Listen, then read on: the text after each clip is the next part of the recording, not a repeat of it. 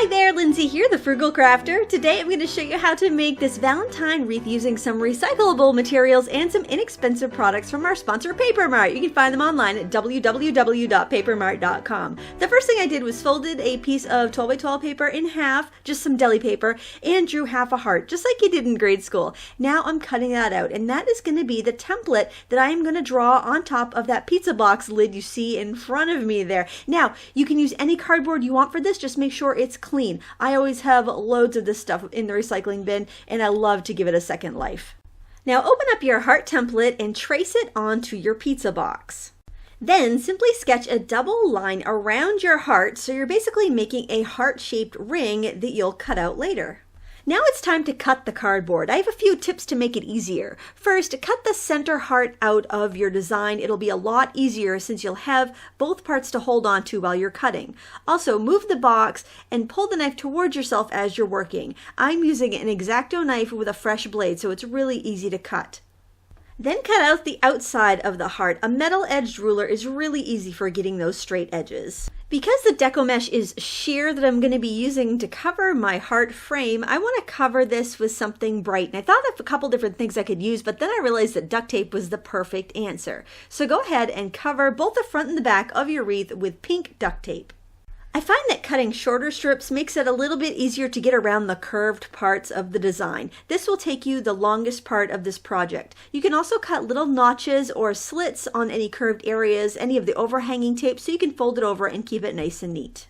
For this next step, you will need Deco mesh and metallic pipe cleaners. Well, you can use any kind of pipe cleaners, but I think the sparkly fuchsia metallic ones are perfect for this. Now, the Deco mesh I'm using is a natural sisal Deco mesh, and it's got glitter in it. So I'm going to warn you, if you don't want glitter all over your work table, you might want to go with the non-glittered variety. They have metallic that I don't believe is glittered, but this glittered stuff, it's beautiful, but it does deposit glitter all over your workspace. So what I'm doing here is I am simply scrunching the Deco mesh around my frame, grabbing a pipe cleaner, and then securing it on with a couple twists. I'm keeping my twists really light at this point in case I need to move them around. Don't worry, we'll be able to tuck those ends in later. It's just to kind of make it so we can adjust it until we get it just right. Keep on scrunching, bunching, and wrapping until you have covered the entire heart form. You can make this as full as you want or as snug as you want to the frame. It's completely up to you, and this doesn't use a ton of Deco mesh because of the width and the fullness of the fabric itself, but you could scrunch it up more, add more pipe cleaners, and make it way more poofy if you want to, but you have to be careful that you don't lose the shape of the heart when you do that. When you're happy how your wreath looks, simply twist the pipe cleaners together tighter, twist the ends all the way together, and then pull them around to the back and tuck them in, and then you'll have a nice finished look. Now I am making a bow with 2 3/4 inch organza ribbon from Paper Mart. I love this ribbon. It's so easy to work with, and I do have a full tutorial on making these types of bows, these double and triple looped bows, and I will link it up in the video description so you can check that out. It just takes quite a long time to explain, so I thought that would save you a little time in the long run. And then instead of using floral wire, I am using these metallic pipe cleaners because I'll be able to attach it to the wreath, and also it'll look a little sparkly and pretty if it shows. Simply twist the ends of the pipe cleaners around the back of the wreath to hook the ribbon on securely. Now I want to add some hand-cut hearts to decorate my wreath, so I'm simply folding over about 1 inch on a piece of metallic scrapbook paper and using a pair of shears to just cut hearts, just the same way we did in grade school. In fact, just the same way we did for that template at the beginning of the video. Cut as many hearts as you can from a piece of paper, and then we're going to glue them onto our wreath using hot glue.